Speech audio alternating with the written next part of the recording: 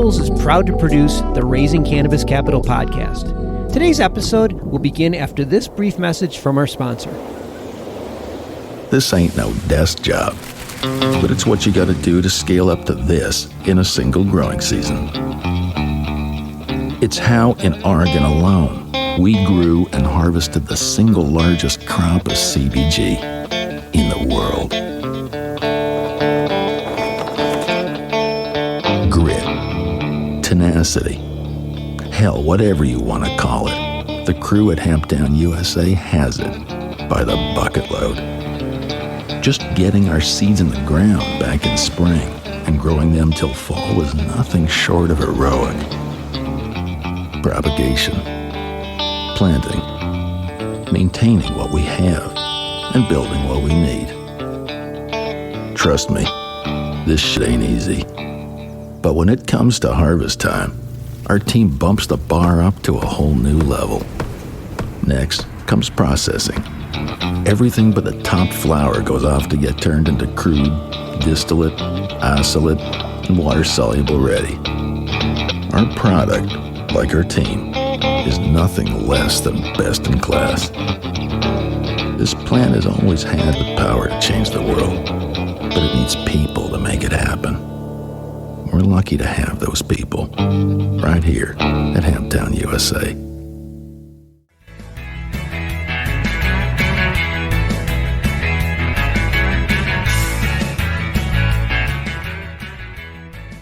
Talking with the very large cultivators in North America, this is a top priority of senior management to say, look, we have to automate this to give us a consistent product. From MJBulls Media, it's the Raising Cannabis Capital Show.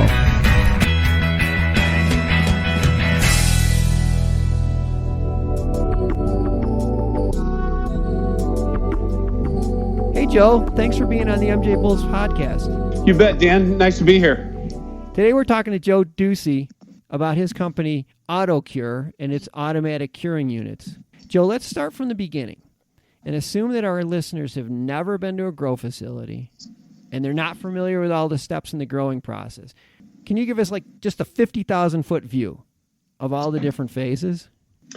Yeah, sure. So to go from a clone to ready to harvest is perhaps a 3-month process. Typically, the way it has been in the past is a cultivator will harvest and then they will hang dry for a period of time. And that hang dry process could be anywhere from 7 to 14 days. After that hang dry period has been completed, then they will move to a curing process. And typically in a commercial environment, that curing process is big 5-gallon buckets that they put the bud into. Let me walk backwards just a bit. So they cut the plant, and then they have to dry it to get all the moisture out of it. So they hang dry it. Then they stick this into a bucket, a 5-gallon bucket, to cure it. Mm-hmm.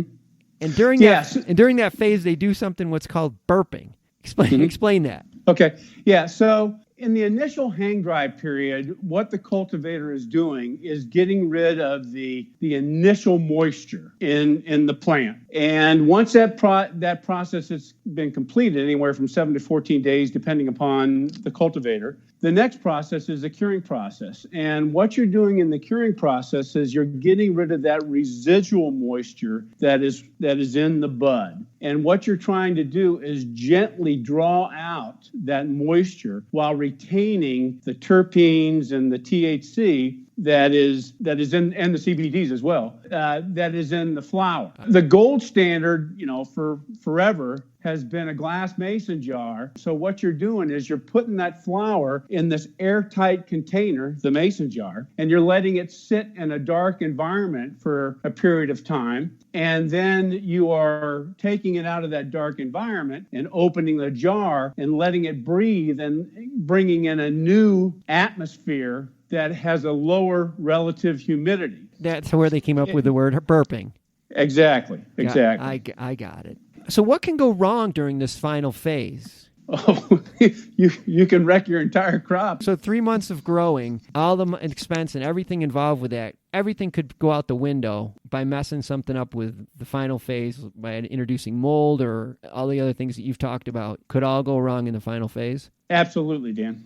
Oh, so how does the AutoCure automate the final process? So every AutoCure is an airtight chamber, just like a glass mason jar. And they are made of black medical grade acrylic, because acrylic is the closest thing we could get to glass without being glass. And it's black, so no light gets in during the drying and curing process and degrades the THC. Once the wet flower has been loaded into the AutoCure chamber, the relative humidity begins to rise. When it hits that threshold, AutoCure burps or vents. Okay. And it does so with two sets of fans, one set that pushes air and one set that pulls air. And it uses a laminar airflow, which means it's moving bottom to top. In the course of 7.5 to 10 minutes, it completely pulls that moist atmosphere out of the chamber, leaving no microclimates or dead spots, and pulls in this new, drier atmosphere. So the flower that's sitting in the front left-hand corner of an AutoCure chamber is getting the exact same atmosphere as the flower that's sitting in the back right-hand corner. Yeah, I mean, I think about it. In some of these large grows, there are hundreds and hundreds of these buckets. And what, do you have to assign somebody to walk by each one and burp it occasionally? Is that how it works? Exactly.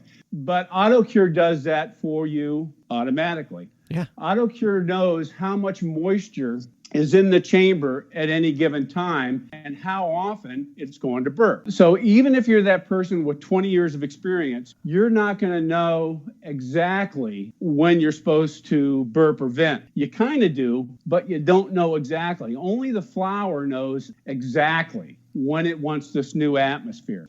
For a director of cultivation at a giant grow, if they're home and they want to see what's going on at any of their grows, what kind of options does the AutoCure provide for them?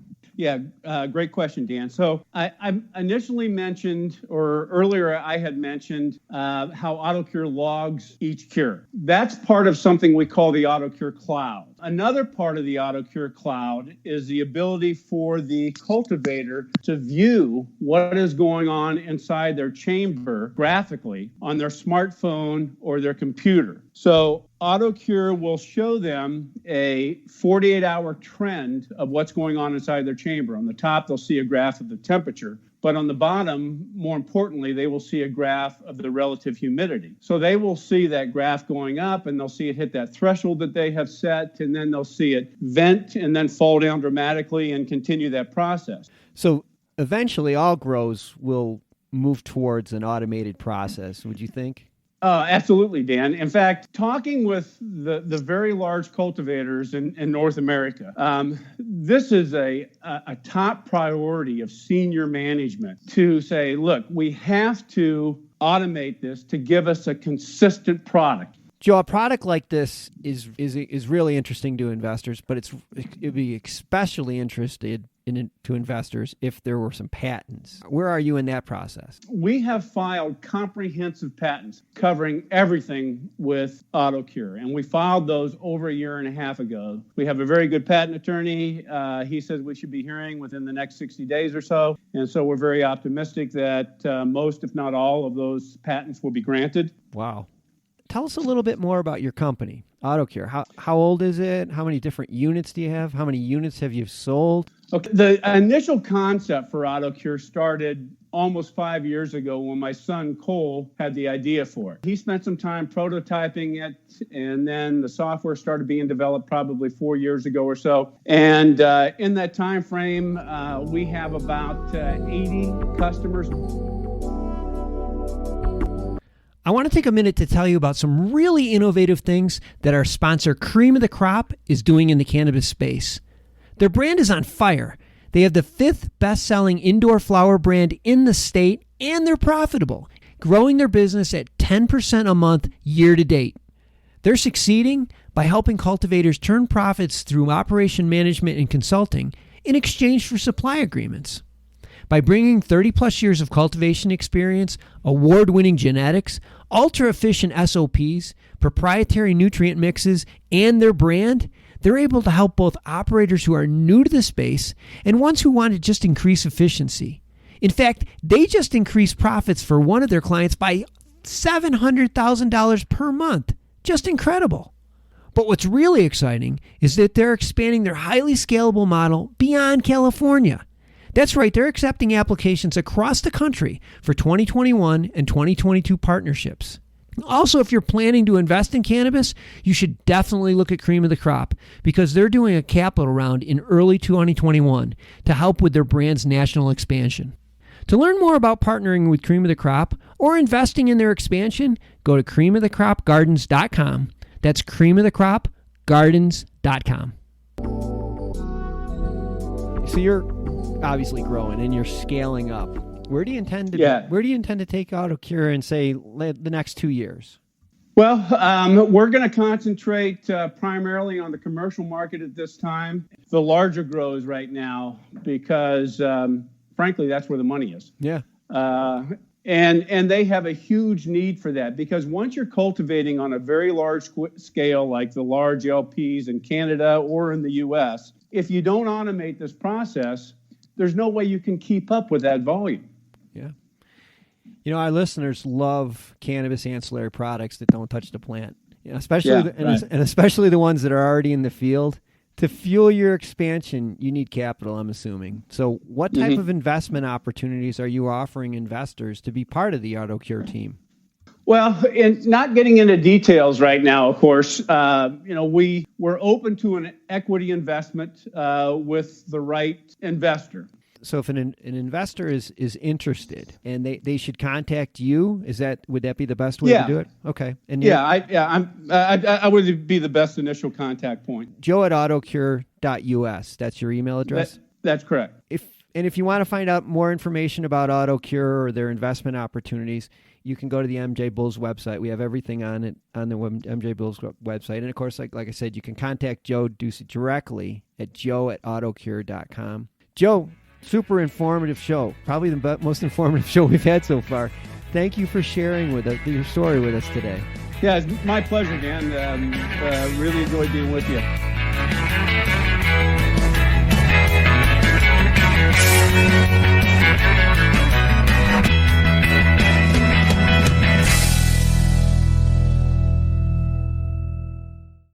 Crappie's Feel Better Company is a cannabinoid CPG company with a line of easy-to-use CBG, CBD, and CBN products built for the weekend warriors, the weekday Zoomers, and anyone in between.